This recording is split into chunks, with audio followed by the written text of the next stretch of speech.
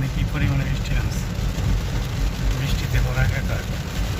কাছাকাছি এসে পড়ছে, আর কিছুক্ষণের ভিতরে আমরা চালাংবাড়ি সাথে পৌঁছে যাবো। এখানে মানুষের অবস্থা কি, এই হুট করে বৃষ্টি, বাড়ি থেকে বের হয়েছি, বৃষ্টি ছিল, ওখানে রোদ ছিল, আর এখানে আসছি বৃষ্টিতে ভরে গেছে।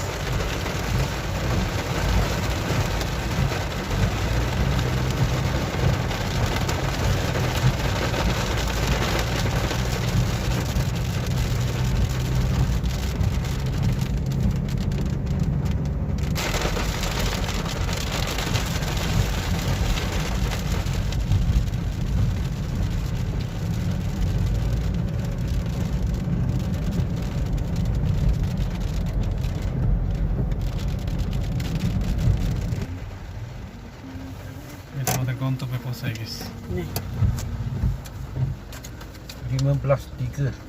5 4 পেলাম।